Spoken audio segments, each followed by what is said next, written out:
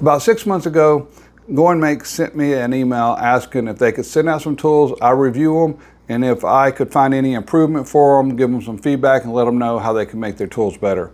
That really intrigued me that they were wanting to know how to improve their tools. So I posted a video. Actually, I think I asked everybody if you had any comments, leave them in the comments about how they could improve the tools, and I forwarded those over to Goingmake. Well, today they just sent me out some of the same tools again, but this time they have made a few little changes on them and wanted me to take a look at them. They also sent me out this new pocket hole jig that I'm very curious about. I took a quick peek, but I haven't actually taken it out of the box yet, but it looks like a really nice tool. So let's take a look and see what we got. Okay, so this is their thin Rip Jig. As soon as I opened up the box on this, I'm like, what? Red? Every one of their tools I had received before has been black and white, and I love the black and white. It makes it really easy to see. But a lot of people like the red, and as you see, it's got the foam inserts. Every tool I've received from them, one, has been packaged extremely well, and two, every one of them has came with an instructions. No matter how simple the tool is, they all come with an instructions. This explains where you have your two sets of types of T-tracks. The ones that can spread out are the ones that kind of go underneath, and explains to you which one is which. So basically this will work with any type of tracking system. And then it's also, because this has a one-way bearing, so it only goes one direction. If you need to reverse it, it shows you how to reverse it in there. Then it also shows you how to zero it out. So a lot of these tools you would get typically, is just a tool in a box. But even if it's a ruler, every single thing I've gotten from them, they have had an instruction manual with it just in case. And now they sent me a black one and a red one of the same, as far as I can tell, everything on them is exactly the same. I like the black one, that's the one I've been using. Now this was the original one I had received from them about 6 months ago. Now it also had a one-way bearing and looks very similar.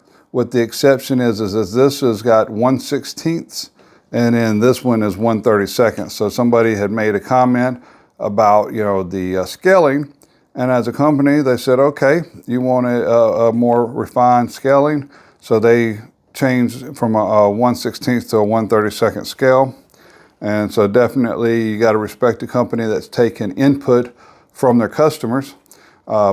Everything I have gotten from them, pretty much all of these billet aluminum tools are precision made and machine made. So let's put this on a saw and see just how well it works. All right, so now the way I set this up is I'll get it over here in my channel, and I will find a tooth on my blade. I'm going to bring it up here. I'm going to go ahead and lock this down into the channel. And now that is something that they have upgraded on the older model. You had to really turn these tight to get them to lock in. And I noticed that this locks into the track a whole lot easier. So once I get it there to where it just comes up here and kisses the blade, then I'll come over here and I can loosen up these little set screws right here. And then what I'm going to do is, once I get these loosened, is I'm going to move my little indicator to a reference point. So what I'm going to do here is, since I'm right at 3 1/4, and 3 1/4 is something that I can remember, so I'm going to put my indicator right there at 3 1/4, and then I'm going to tighten it back down. Okay, so now that I have that tightened down, and let's say I want to make an 1/8 inch strip. So I'm going to loosen this up. I'm going to move that over 1/8 inch. We're going to lock this down. Now you can't have this right here by your blade. So what you do is slide this back behind your blade, and then we'll lock this back down in our track. and we'll make us some cuts and see how accurate we are. All right, so now all we have to do is slide our fence over. We're going to bring this up. Make sure it's snug against it. There it goes. So let's check it out and see what happens.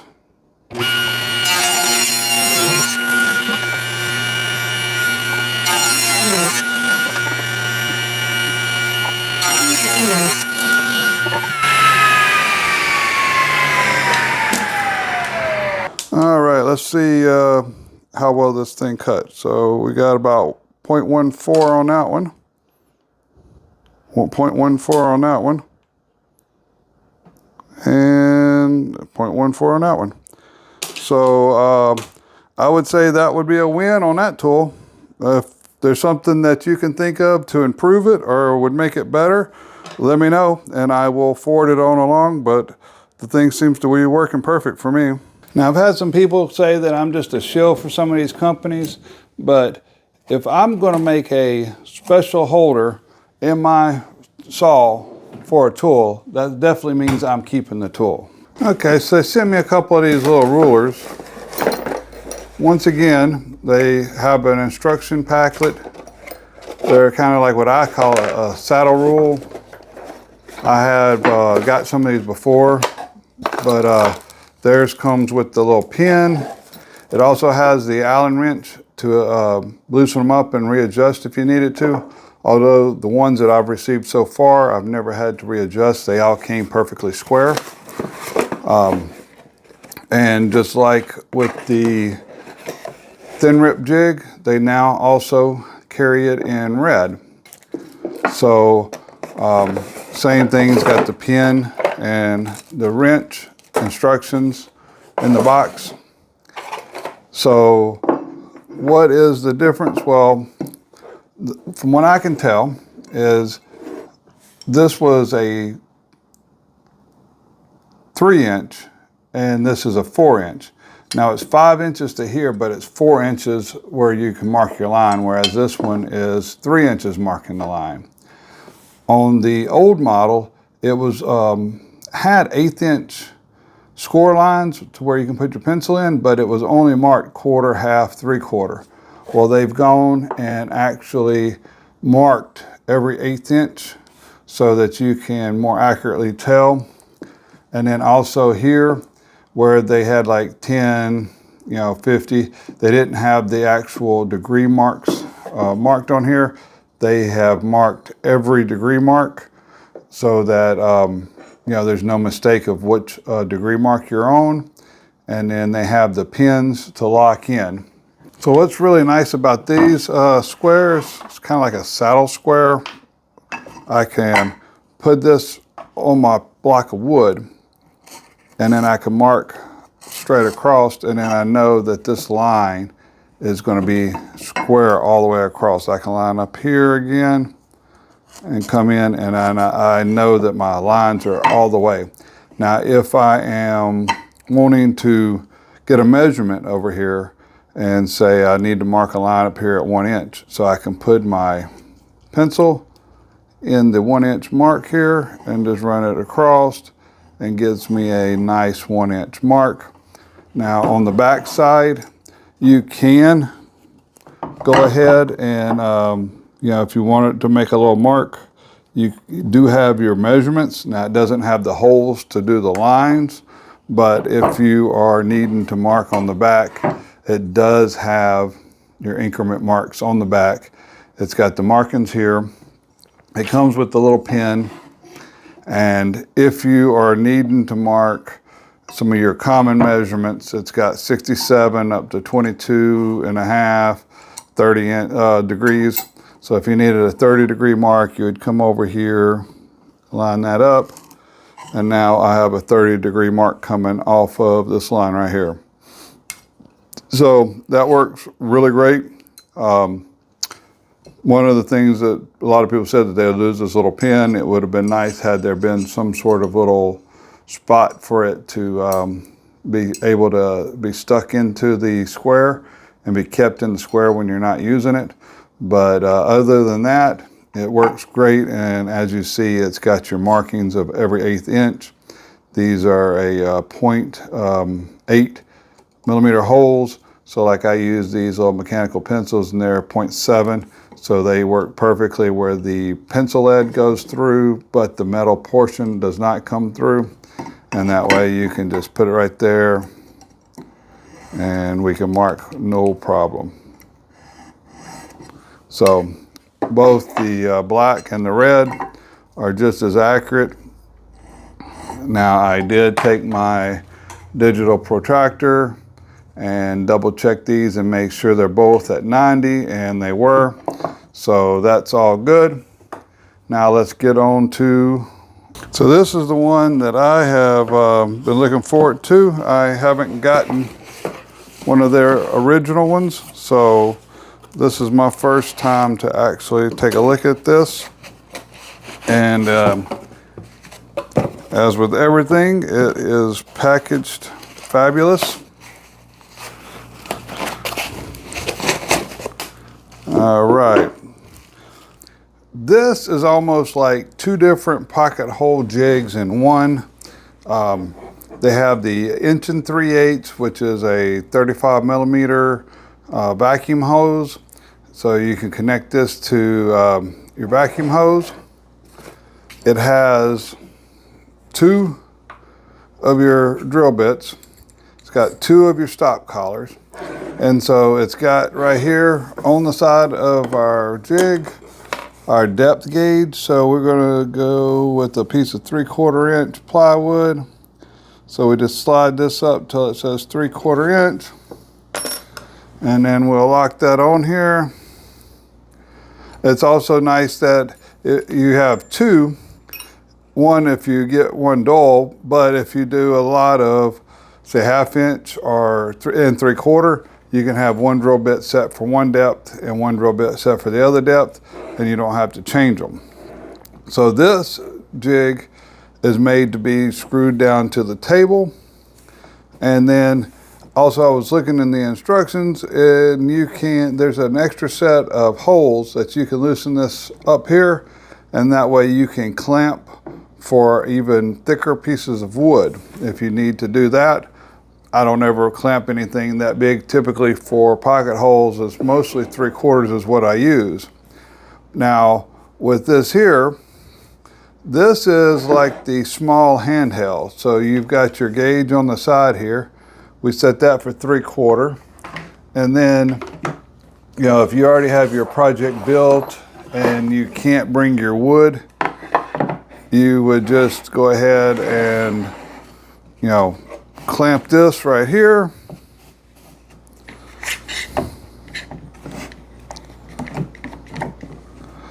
All right, and then we would drill our hole. So we have 3 holes here, and they are marked. These 2 are a 1/2 inch from the edge, and now this one is 3/4 inches from the center. So that means it's 1.25 inches from this edge, and it's 1 inch from the center of this one. So if you want 2 holes 1 inch apart, you can do these 2. Or if you want them 1 3/4 inches apart, you can do these 2. Or if you want 3/4, you can go with these 2. And then you have the line directly in the center, so you can have your mark and set that up. So let's go ahead and make sure it's going to drill in the proper location.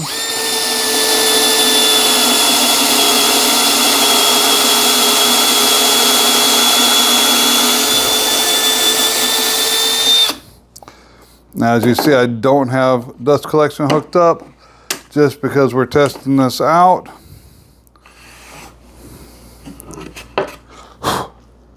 But we have a nice pocket hole. Looks like a good depth. So very good as far as that drill bit. Usually on one side, because of the way the drill bit works, you get tear out, but this actually drilled really nice. So that would be how you would use this as like a handheld, but then you can remove these little brass knobs. And then once you get these removed, you can put our little jig part right here into the fixed.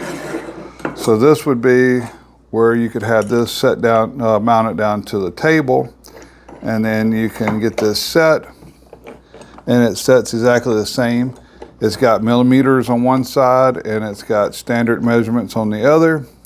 So it doesn't matter which one you prefer to use. Let's see, we're going to put this back down to 3/4.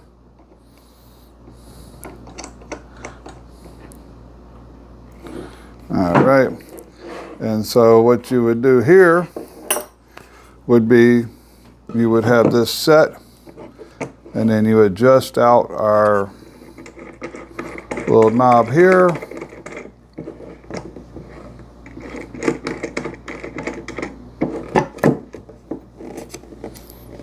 Okay.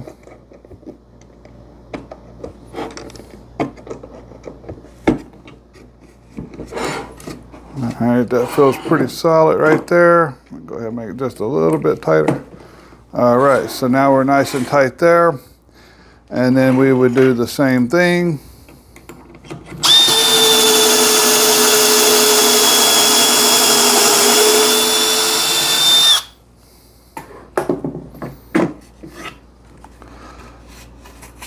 Another very nice pocket hole, and I don't know if it's the drill bit or if it's the jig, but these are some real, if you do a lot of pocket holes, you know what I'm talking about. Usually on the side here where it comes out, you get a little bit of tear out there, but these pocket holes, no tear out, so that's really good.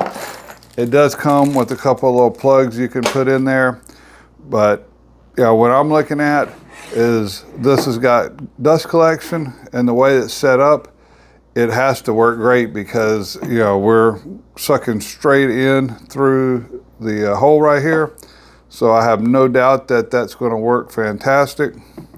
And this is basically, with the exception of the big pull handle $500 table, this has to be one of the better pocket hole setups because I like to have a big one like this that's mounted to my table where I can slide in my boards.